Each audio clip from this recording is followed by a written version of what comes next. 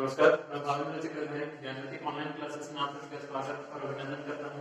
आज हम पढ़ने जा रहे हैं चैप्टर 15 हिंदी व्याकरण, 5वीं कक्षा का हिंदी व्याकरण चैप्टर 15 में है शब्द व्याकरण, है शब्द भंडार। शब्द भंडार में ये चारों चीजें हैं, जैसे कि यहाँ पर लिखा हूँ मैं समूहवाची, संस्कृत और विन्यासक, अनेकार्थी, ये चारों का जो क्वेश्चन आंसर है उसका हम लोग करेंगे। ठीक है, आइए हम लोग चैप्टर 15 के शब्द भंडार का पहला चैप्टर हम लोग करते हैं।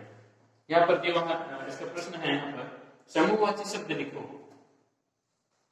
ये समूहवाची शब्द लिखो, इसका हम लोग पहले करेंगे। ठीक है, समूहवाची शब्द लिखो, इसका समूहवाची शब्द लिखो, समूहवाची, इसका हम लोग पहले कर रहे हैं। यहाँ पर लिख रहे हैं, पहला नंबर में पहला प्रश्न है समूहवाची शब्द लिखो। समूहवाची शब्द लिखो।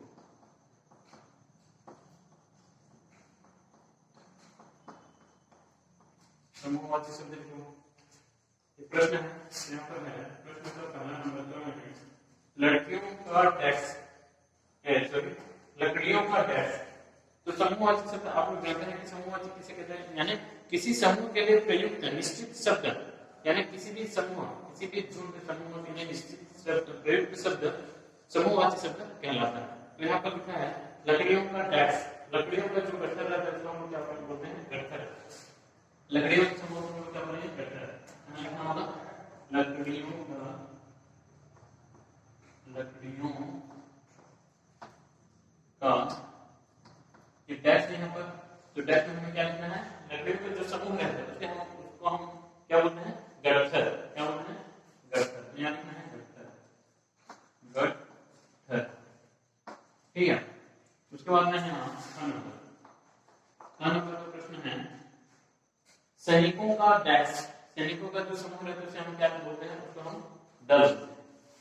सैनिकों का,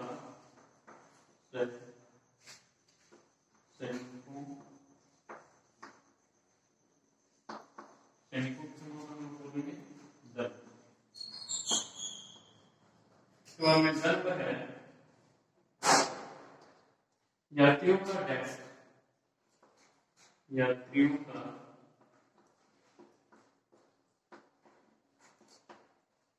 यात्रियों का जो समूह रहता है उसे हम क्या बोलते हैं, जत्था। क्या बोलते हैं, जत्था। जत्था।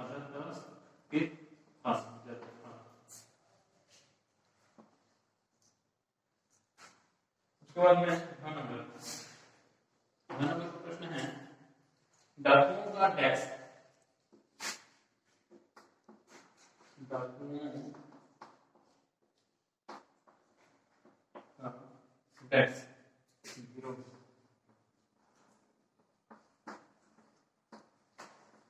डाकुओं के जैसे समूह रहते हैं हम क्या बोलते हैं, डाकुओं का गिरोह। डाकुओं के समूह को डाकुओं का गिरोह। ठीक है, उसके बाद हम लोग वन नंबर पे यहाँ पर है पशुओं का डैश। पशुओं के समूह को हम क्या बोलेंगे, झुंड। पशुओं का झुंड,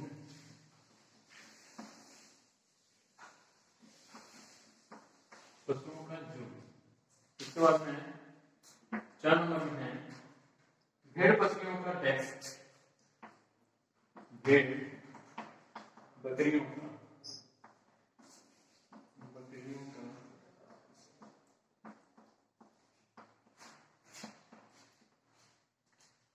डैश, रिवॉर्ड।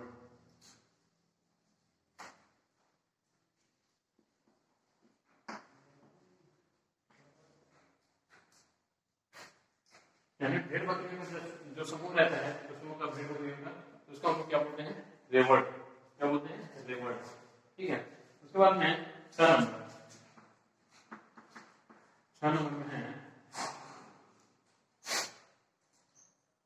नोटों की डैश।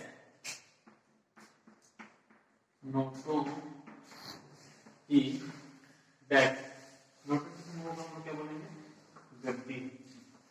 गद्दी। ठीक है, उसके बाद में जन्म रेत का डेथ रेत का समूह को क्या बोलेंगे भेद भेद। इसी तरह से ये पहला नंबर कंप्लीट हो गया यानी समूहवाची शब्द कंप्लीट हो गया इसका क्वेश्चन आंसर। उसके बाद हम लोग करेंगे संस्कृत इससे करेंगे ये पहला नंबर कंप्लीट हो गया इसका। उसके बाद में संस्कृत ठीक है।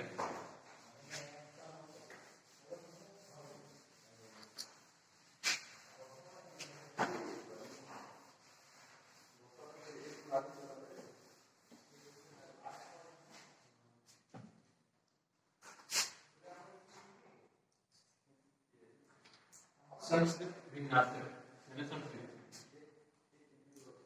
ये दोनों एक ही है सॉरी संस्कृत भिन्नार्थक यानी ये दोनों एक ही है। संस्कृत भिन्नार्थक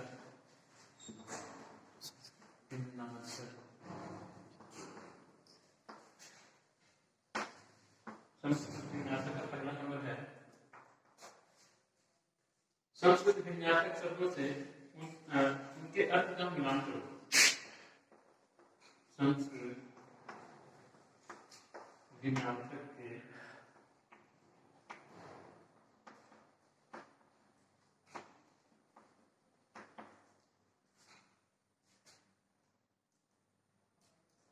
शब्दों के भिन्नार्थक शब्दों के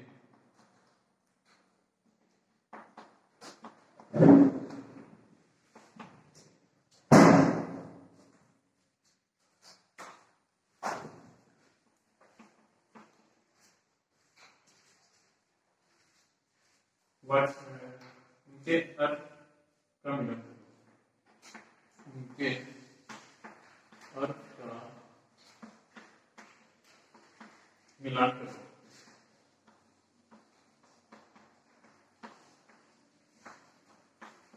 तो आपको जानना है संस्कृत भिन्नार्थक शब्द किसे कहते हैं। मैं आप लोगों को फिर से बता दूंगा संस्कृत भिन्नार्थक शब्द सुनने में एक जैसे लगते हैं परंतु उनके अर्थ में अंतर होता है। संस्कृत भिन्नार्थक सुनने में एक जैसे लगते हैं लेकिन उनके जो अर्थ होते हैं क्या होते हैं कि अंतर यानी उनके अर्थ में अंतर होते हैं अलग अलग होते हैं। जैसे कि अनिल का मतलब आग है और अनिल का मतलब हवा इस तरह से अलग अलग होते हैं। यहाँ पर कुछ शब्द भी हमको क्या करना है संस्कृत भिन्नार्थक शब्द का मिलान करना है यानी मैचिंग करना है ठीक है। यहाँ पर मैं वो शब्द लिख रहा हूँ यहाँ पर है समान सॉरी सामान सामान उसके बाद में समान उसके बाद में जरा उसके बाद में जरा उसके बाद में कूल उसके बाद में और एक कूल। ये छोटी की मात्रा ये बड़ी की मात्रा। इधर है बुढ़ापा बुढ़ापा इधर है थोड़ा सा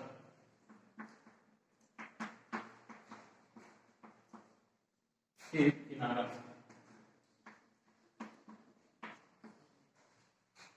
जो वस्तुएं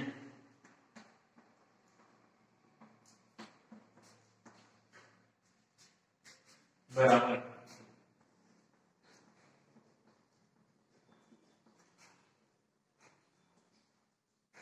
तो आप लोग देख रहे हैं पहला नंबर में संस्कृत भिन्नार्थक शब्द का ये पहला नंबर है। प्रश्न क्या है मैं आपको बता रहा हूँ संस्कृत भिन्नार्थक शब्दों से उनके अर्थ का मिलान करो। तो एक तरफ संस्कृत भिन्नार्थक शब्द है और एक तरफ उसके अर्थ है। तो संस्कृत भिन्नार्थक शब्द को उसके अर्थ से हम लोग को क्या करना है मिलाना है यानी मैचिंग करना है। तो आइए देखते हैं यहाँ पर सामान सामान का मतलब क्या है वस्तुएं। सामान का मतलब क्या है वस्तुएं। ये वस्तुएं में मैचिंग होगा। समान समान का अर्थ क्या है बराबर। सुनने में एक जैसा लगे उनके अर्थ अलग है तो इसी का हम लोग क्या होता है संस्कृत भिन्नार्थक शब्द। जो सुनने में एक जैसा लगे उनके अर्थ जो है वो अलग अलग होते हैं उसको हम लोग क्या बोलते हैं संस्कृत भिन्नार्थक शब्द। उसके बाद में है जरा ये वाला जरा, यानी ये जरा और ये जरा दोनों अलग अलग अंतर है। इसमें बिंदु है ज के नीचे में, लेकिन इसमें ज के नीचे में बिंदु नहीं है। तो ये जरा और ये जरा दोनों का अर्थ अलग अलग है। तो ये जरा का अर्थ क्या है मैं आपको बता रहा हूँ। ये जरा का मतलब है थोड़ा सा, और ये जो जरा है उसका मतलब है बुढ़ापा। ये जरा का मतलब है थोड़ा सा, और ये जरा का मतलब है बुढ़ापा। ठीक है। उसके बाद में कुल और कुल। तो एक कुल का अर्थ है जोड़। एक कुल का अर्थ क्या है? जोड़। यानी छोटे कुल मात्रा लगे रहने से उसका अर्थ जो होता है वो क्या है? जोड़। यानी कुल का मतलब जोड़ना, पूरा जोड़ करके बताओ, यानी कुल कितना हुआ ऐसा होता है नहीं। तो ये कुल का मतलब है जोड़, और ये जो कुल है इसका मतलब है किनारा। नदी के कुल है नहीं, यानी नदी का किनारा। तो इस तरह से ये पहला नंबर कंप्लीट हो गया। उसके बाद में हम लोग इसका सेकंड नंबर जो है उसको हम लोग करेंगे। तो सेकंड नंबर है दिए गए शब्द से विन्यासक शब्दों से वाक्य बनाओ। सेकंड नंबर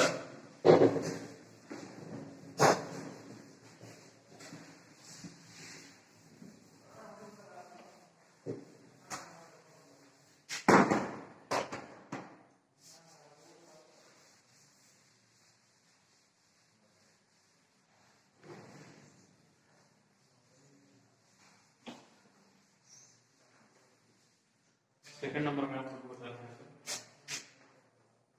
सेकंड नंबर में दिए गए शब्द से विन्यासक शब्दों से वाक्य बनाओ। दिए गए संस्कृत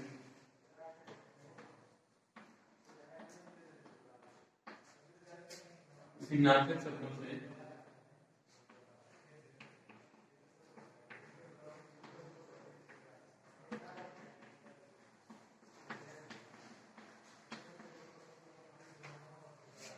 वाक्य बनाओ।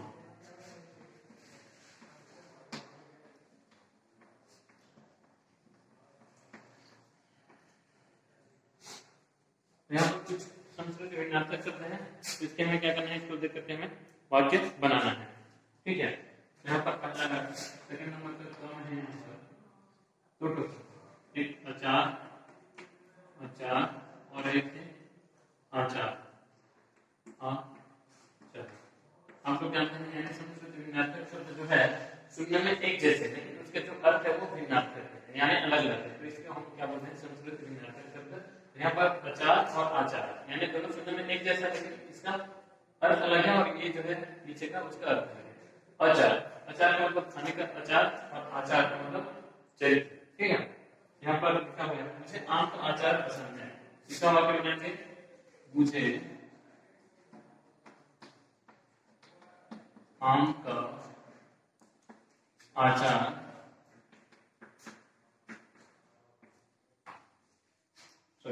आचार आम का आचार पसंद है।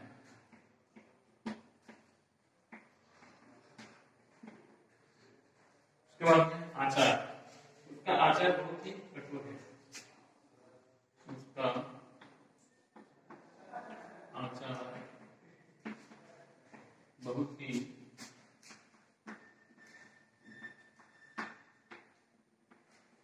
कठोर।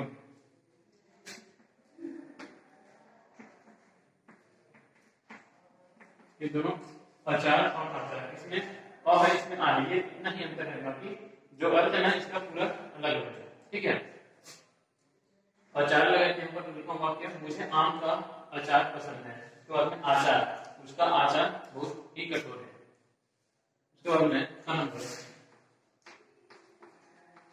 नंबर है आसमान। आसमान और एक है असमान।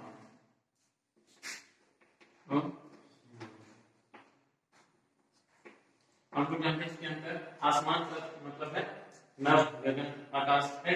असमान का मतलब है बराबर, जो नहीं रहता, बराबर नहीं रहता उसको बोलते हैं हम असमान। समान असमान है नहीं, दोनों सुनने में एक जैसे आसमान असमान, लेकिन इनका जो अर्थ है वो क्या है? दोनों अलग अलग है। ठीक है। इसको हम लोग वाक्य में प्रयोग करते हैं। इसका लिखते हैं आसमान में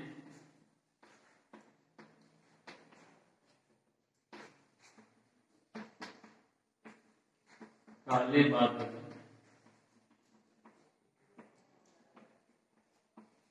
छाए,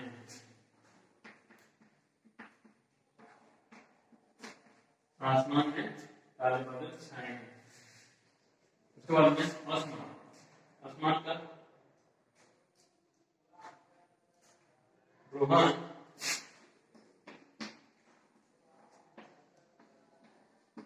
बाकी बच्चों से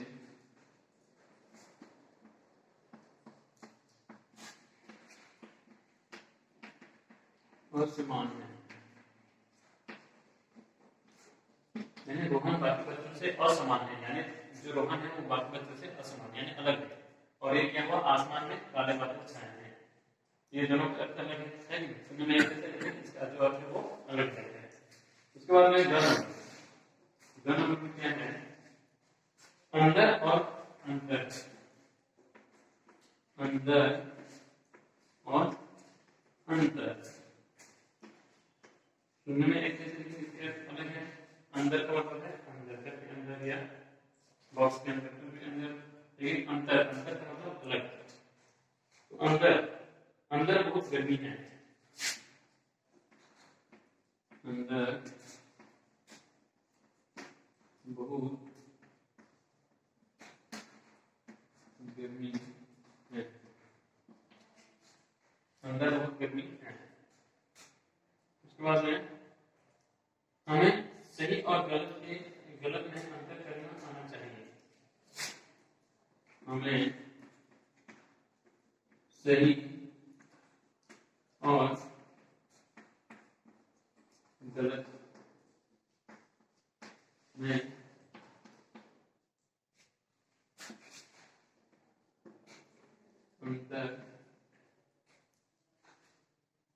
करना आना चाहिए।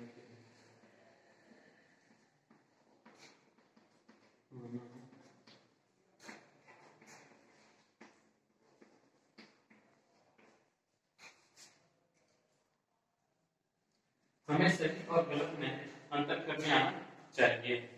ये अलग है अंतर और ये अंदर अलग है, ठीक है। उसके बाद में घन, घन मतलब क्या है, गृह और ग्रह, गृह और ग्रह। ये गृह का मतलब आपको मालूम है घर है कि, और ये जो ग्रह है इसका मतलब भी आपको मालूम है ग्रह यानी नाम क्षेत्र, यानी ऊपर में जो हमारे पृथ्वी के चारों ओर है, पृथ्वी एक ग्रह है कि, इस तरह से चारों ग्रह, ये वाला ग्रह है और एक गृह है, गृह ग्रह दोनों अलग अलग, ठीक है। तो इसका वाक्य मानते हैं, मैंने अपना गृह कार्य पूरा कर लिया, मैंने अपना गृह कार्य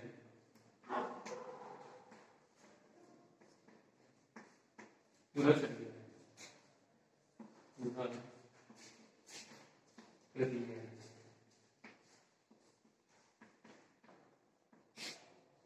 और ये ग्रह आकाश में तारा समूह है, जिसे ग्रह आकाश में तारा समूह है,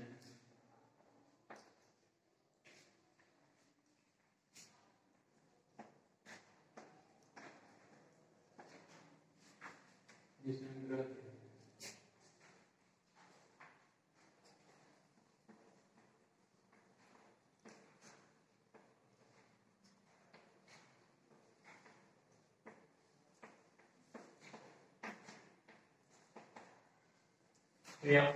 समझ में आ गया, गृह और ग्रह। मैंने अपना गृह कार्य पूरा कर दिया। गृह कार्य यानी जो विद्यालय में रहने में विद्यालय में देते हैं गृह कार्य, कुछ काम करने के लिए, यानी घर में अपना कुछ किताब के जो गृह कार्य होमवर्क रहता है उसको करने के लिए देते हैं, तो वो ये समझाया जा रहा है मैंने अपना गृह कार्य पूरा कर दिया है। जो टीचर देते हैं गृह कार्य तो वो पूरा कर दिया। उसके बाद में ग्रह, आकाश में तारा समूह, तारा समूह यानी आकाश में तारे का पूरा समूह है, जिसे ग्रह कहते हैं, उसको हम क्या कहते हैं, ग्रह। ये सब संस्कृत ज्ञातक शब्द कंप्लीट हो गया। उसके बाद हम अनायासी शब्द करेंगे।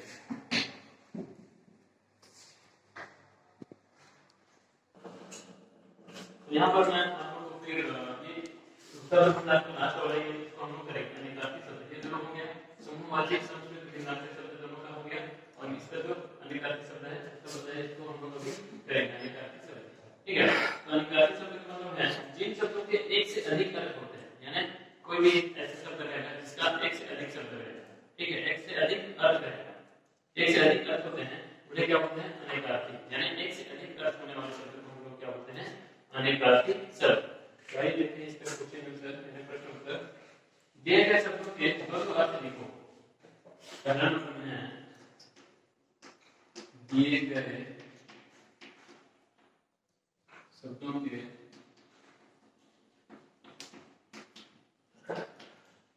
दो अर्थ लिखो, दो अर्थ लिखो।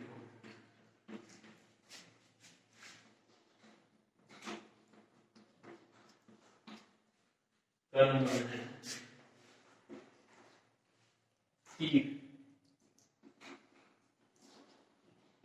इसका दो लिखना है, ठीक है।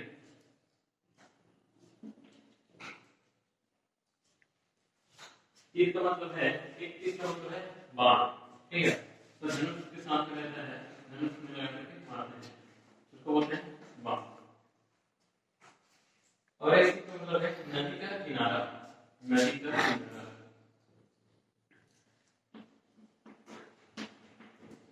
नदी का किनारा,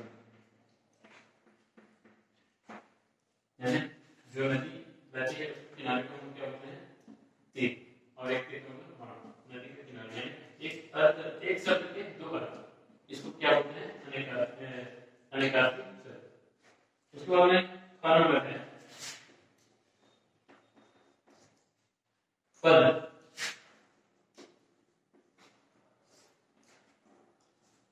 पद पद का मतलब है पैर और ओहदा, पैर और ओहदा।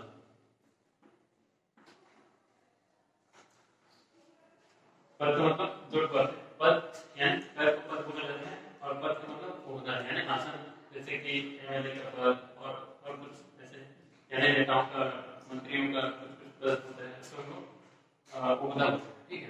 ये वाला एक पद है और ये अलग। उसके बाद में ग नंबर है अंबर,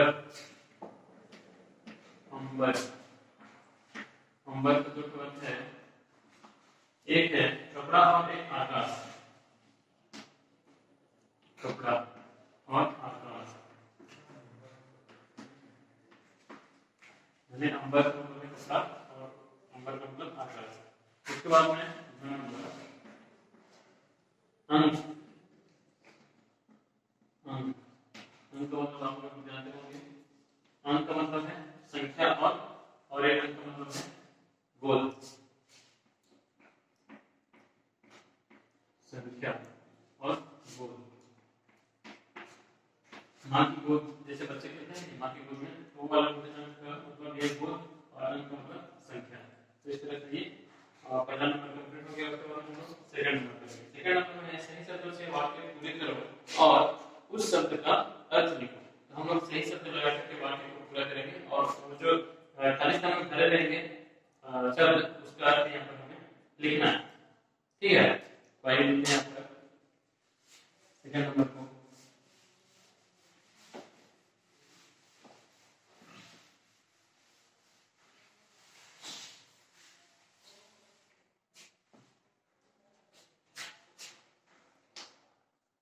सही शब्दों से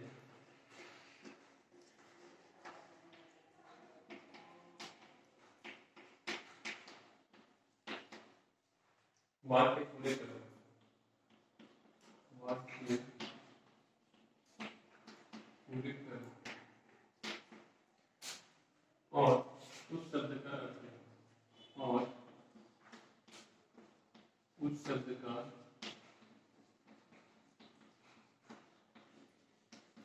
अर्थ लिखो।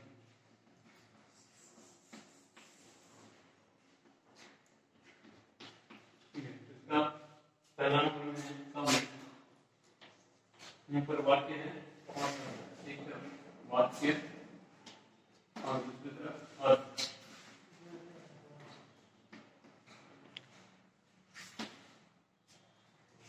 सभी ने मुख्य अतिथि को डेस्क पहनाया। सभी ने मुख्य अतिथि को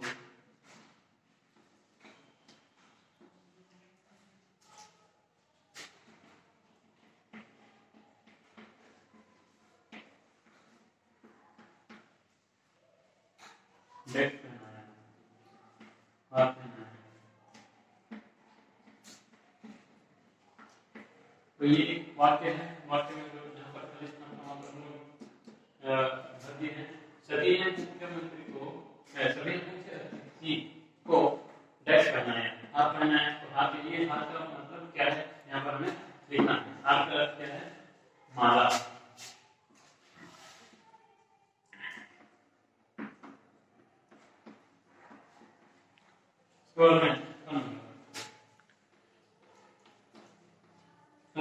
उसने अपने डेस्क का नाम रोशन किया। उसने अपने डेस्क का नाम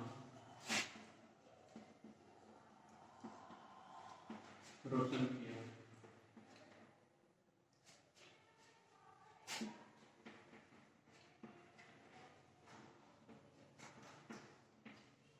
यहाँ पर क्या होगा? उसने अपने कुल का नाम रोशन किया। यहाँ पर छोटी मात्रा लगा करके हम कुल लिखेंगे। तो ये कुल का अर्थ क्या है? यहाँ पर कुल का अर्थ क्या है? वंश।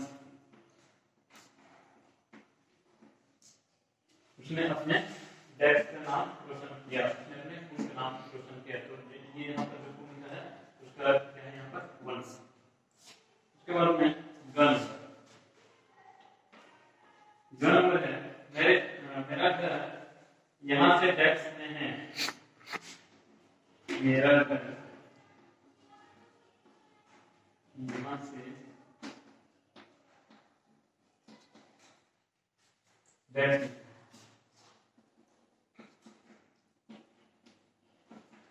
यहाँ से पास में। ये पास का क्या है? नजदीक।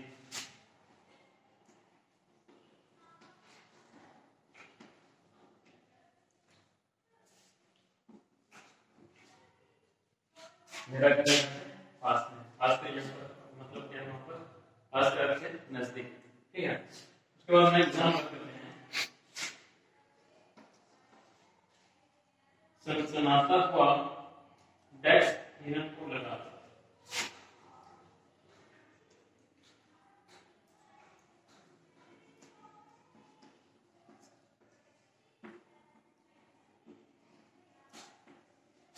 सनसनाता हुआ डेस्क हिरन को लगा।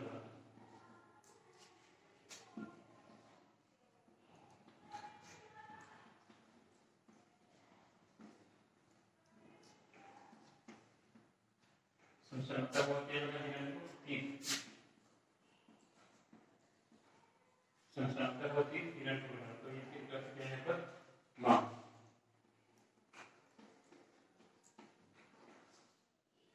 उसके बाद में वन पर 5वीं कक्षा में डेस्क 30 विद्यार्थी हैं।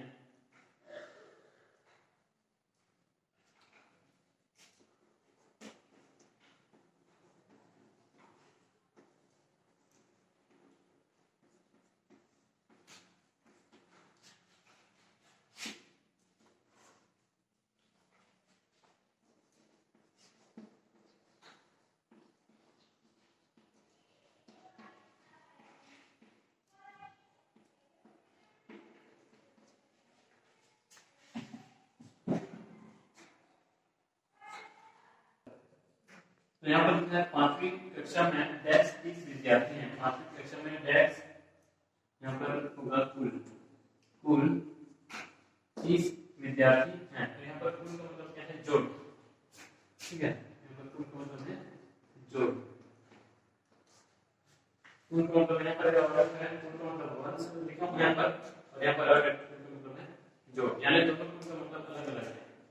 कुल का मतलब वंश भी होता है और जोड़ भी होता है। ये साफ मतलब अर्थ है। मैं यहाँ पर आपको लिख इस पर बता दूँ। ठीक है, उसके बाद हम लोग अनेकार्थक शब्द का 3 नंबर प्रश्न करेंगे।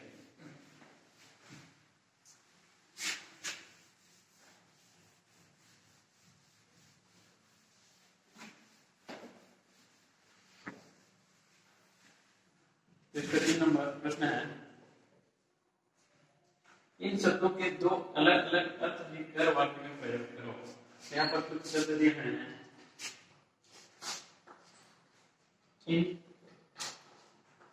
इन शब्दों के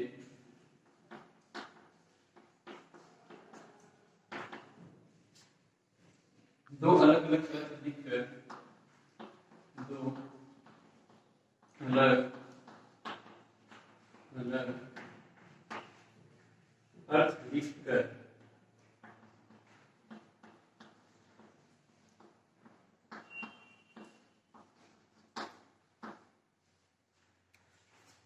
वाक्य प्रयोग करो।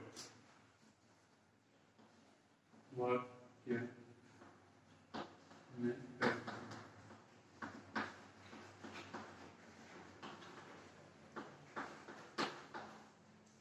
यह प्रश्न है, इन शब्दों के 2 अलग अलग अर्थ लिखकर वाक्य में प्रयोग करो। यहाँ पर आपको शब्द दिए हैं 1 2 3 4 4 यहाँ पर शब्द है, तो इसके 2 अलग अलग शब्द अर्थ लिखना है। शब्दों के 2 अलग अलग अर्थ लिखना है और उस अर्थ को मिला करके वाक्य में क्या करना है, प्रयोग करना है। ठीक है, तो आइए प्रयोग करते हैं वाक्य में। नंबर है यहाँ पर रस, रस दिया, इसका 2 अर्थ निकालते हैं।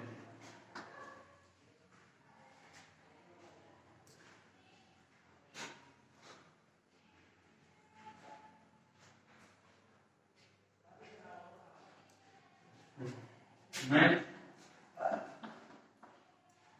रोज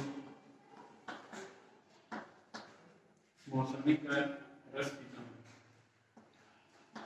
मौसमी का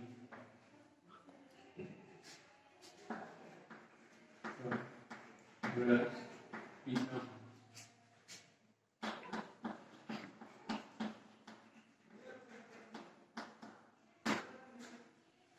इसका अर्थ यहीं पर है। ठीक है, ये जो लिखा हुआ है, इसका ये जो रस लिखा हुआ है शब्द, इसका अर्थ इसी में है, वाक्य में है, तो आप लोग इसको एक ही लिखते रहो ना, यानी रस लिखा हुआ है, तो मैं रोज मौसमी का रस पीता हूँ।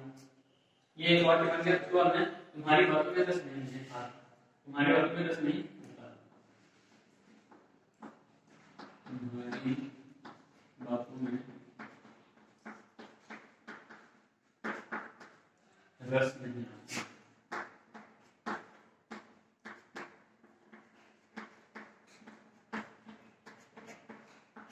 इस तरह से ये 2 वाक्य है। रस, मैं रोज मौसमी का रस पीता हूँ। उसके बाद तुम्हारी बातों में रस नहीं आता, यानी तुम्हारी बातों सुनने में थोड़ा सा अटपट लग रहा है, यानी रस नहीं आता, समझ में नहीं आता। ये रस अलग है और ये रस नहीं है।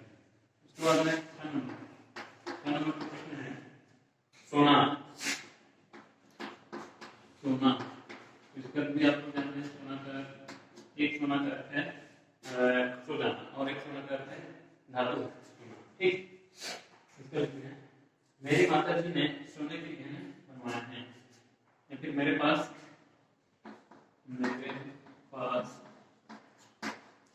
सोने के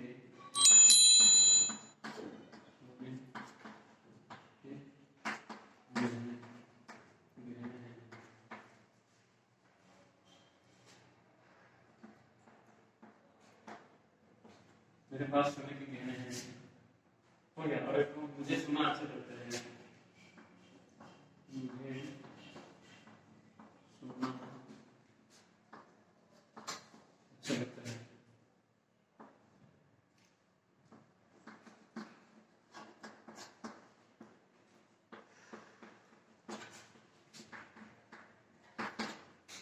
ये सोना ऊपर वाला जो वाक्य लिखा हूं, ये सोने का क्या है, गहना। ठीक है, यानी जो पहनते हैं, हाथ में रिंग पहनते हैं, गले में हाथ पहनते हैं, कान में नाक में, ये सब पहनते हैं, वो वाला सोना। और ये जो नीचे लिखा है, मुझे सोना अच्छा लगता है, सोना यानी ऐसे सो जाना, स्लीपिंग, तो वो वाला सोना। यानी दोनों वाक्य को आप पढ़ के समझ जाओगे कि इसका अर्थ क्या है और इसका अर्थ क्या है, कौन सा वाक्य का अर्थ इस तरह से निकलता है। इसके बाद में नंबर में है कल।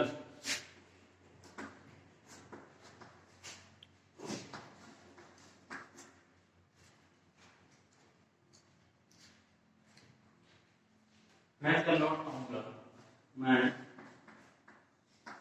कल लौट आऊंगा।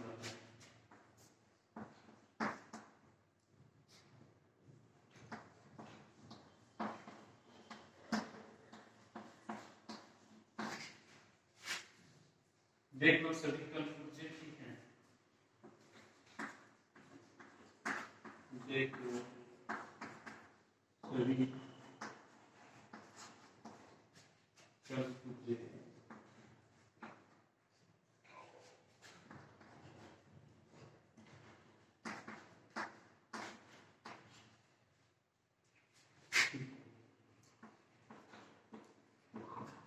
मैं कल लौट आऊंगा, कल यानी आने वाले कल लौट आऊंगा, ये समय को बता रहा है।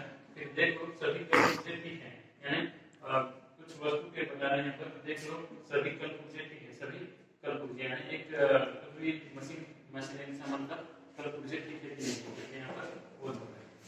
उसके बाद है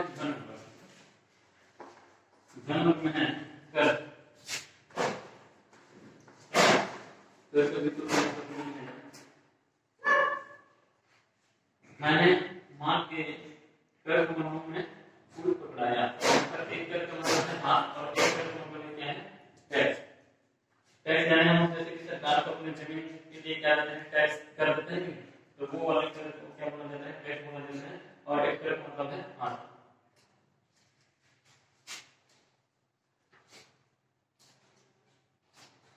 मेरे पास मेरे या फिर मेरे दो कर मेरे दो कर यानी मेरे दो हाथ हैं। उसके बाद में और एक मतलब है हमें सरकार का कर जरूर देना चाहिए, हमें सरकार का कर जरूर देना चाहिए।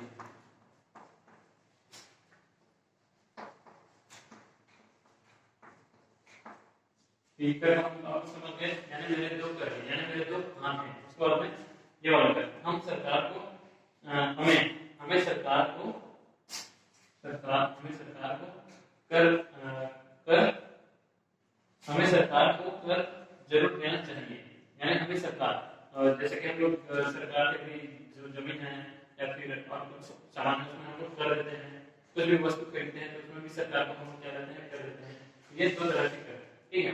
तो आप लोग का शब्द भंडार चैप्टर 15 का शब्द भंडार समूहवाची संस्कृत विचारक अनेकार्थी, इतना शब्द इतना जितना भी था उसका हम लोग प्रश्न उत्तर ये चैप्टर का पूरे प्रश्न उत्तर हम लोग कर चुके हैं।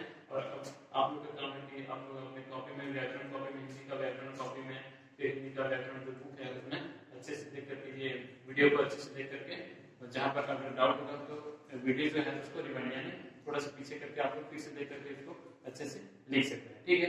इसी के साथ मैं मिलता हूँ, आज के लिए इतना ही काफी, धन्यवाद।